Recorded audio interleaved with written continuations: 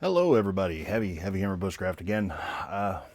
Not quite the video I wanted to do today, but I've got way too much stuff to get done today, and it's supposed to rain tomorrow, which I wasn't really planning on, so we're going to get something done today anyways. Wanted to talk about, I guess I'll just pick it up here instead of just pretending. Insect repellent while you're out in the bush. A lot of people, get concerned, especially with all the stuff going on with ticks nowadays. I forget what it's called, but the thing that you can get from ticks that makes you allergic to beef. And personally, I know that if I couldn't eat a steak every now and again, I'd be a very upset individual. And Lyme disease, and everything else you can get from ticks and mosquitoes and everything else that are flying around. This stuff right here, permethrin. If you haven't ever used this stuff before, first of all, this is not for direct skin contacts, period. Let's just get that out of the way. I got this particular bottle here at Walmart. It was like 15 bucks, I think. You can order it on Amazon. There's a bunch of different brands, but permethrin. Permethrin, that's what you want. You take this stuff, take your clothes, whatever you're going to wear out to the bush, spray it. I think, 4 to 6 inches away from it. You want to spray it till the fabric is wet enough to change color. You want it damp, not wet. Flip your clothing over, do the other side, pay special attention to around the cuffs, around the cuffs of your shirt, the cuffs of your pants, around your waistline. Do your socks, your shoes, your pants, your shirt, anything you're planning on actually wearing out into the woods. Spray it down, let it dry for 2 hours. If it's decent weather, if it's really humid, let it go an extra hour, let it get dry.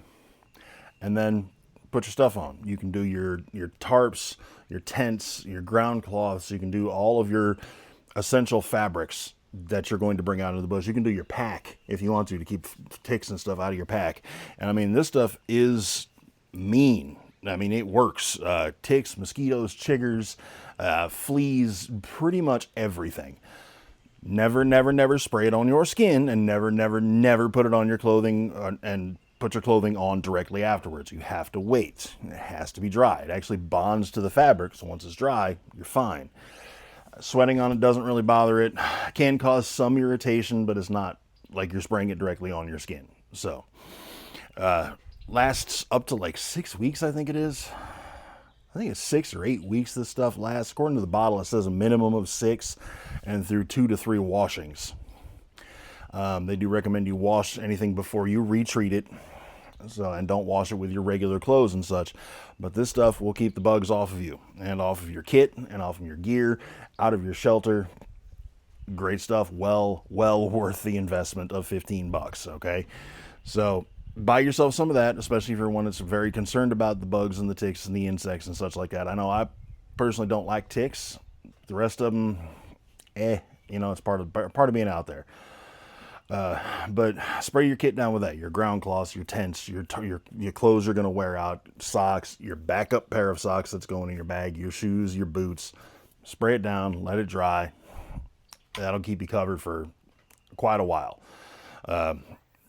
It's definitely one of the things that I highly, highly recommend doing when you're going out, especially if you're going out into like the wilderness here at my house, where, I mean, it's wild. Ain't nobody been out there for a long time, and nobody goes out there. Plus, I've got deer that wander through, so you get deer ticks and stuff like that. I've got tall grass leading up on the edges of it. Well worth doing. Well worth doing. And while we're kind of on the subject of things that make people apprehensive about going out and doing bushcraft activities, there's a lot of people that I've talked to, not so much on here, but in real life, that have quite a bit of anxiety of going out and doing like a solo overnight trip. A lot of people say they don't want to do those because they're nervous. They makes them anxious, scared. I get it. I understand it. There's a lot of stuff out there that, especially if you're new to this, you don't understand. There's, how animals react, how wild animals are going to react, how predatory wild animals are going to react, snakes, ticks, fleas, there's a lot of that out there, So there is a lot to be anxious about if you're not well informed, I guess. And I hate to say this because this sounds so cliche. It really does. But one of the only ways to get over that is to go do it. Just get out in the bush, set your shelter up, spend a night. You don't even have to spend a whole night. Stay till after dark. Leave your shelter, come back home. Go back out the next day, pick your shelter up. That's fine.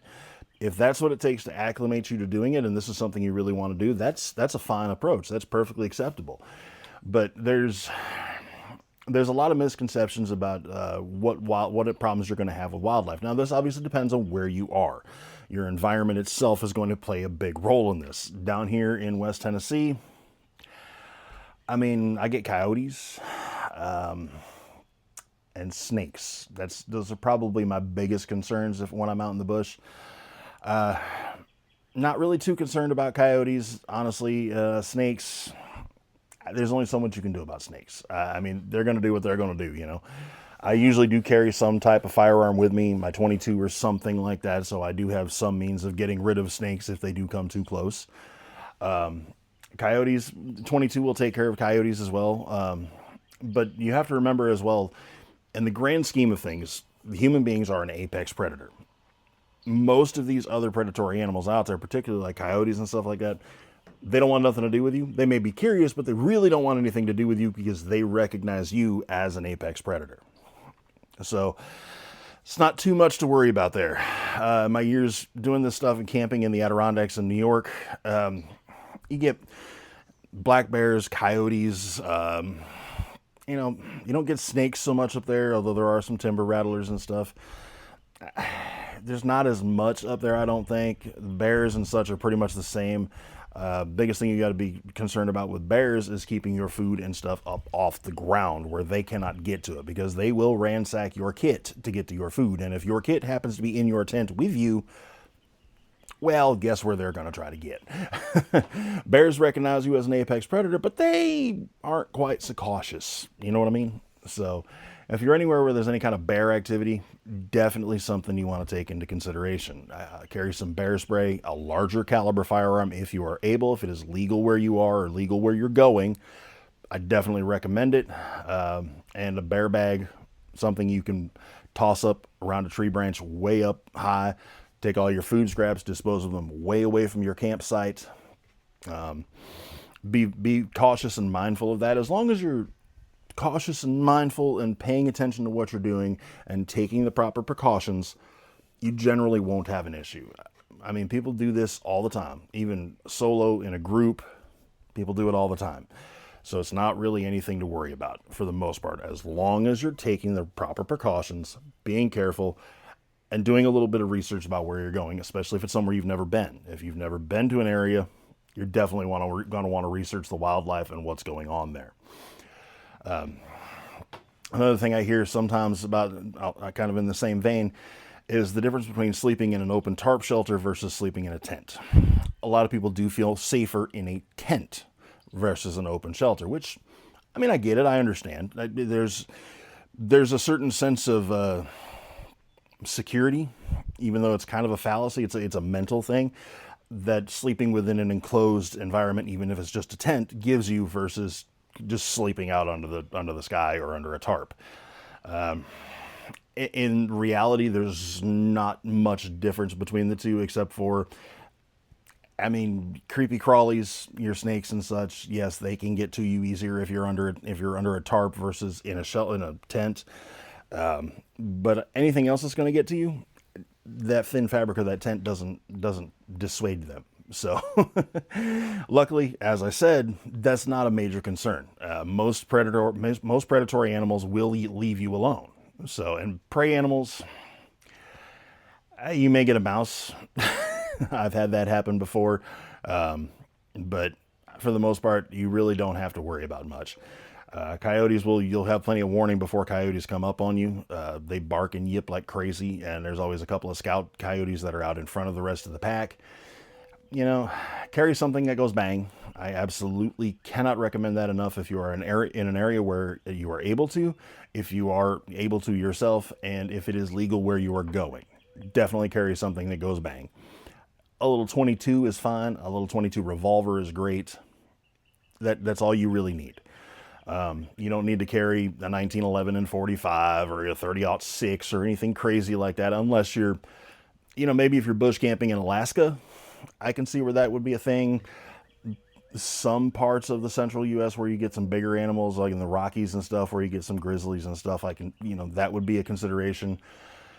But for the most part, you carry a little 22. If it goes bang, they're just like humans. They're not going to argue about caliber.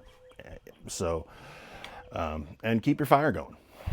As long as you keep your fire going, you're even, you're pretty well safe. Most animals will not come near an actively burning fire. So, it sounds like there's a lot to really be concerned about sometimes, but there really isn't. That if you have a dog that, will stay near you and not just run off, take your dog with you. Your dog will warn you before anything else.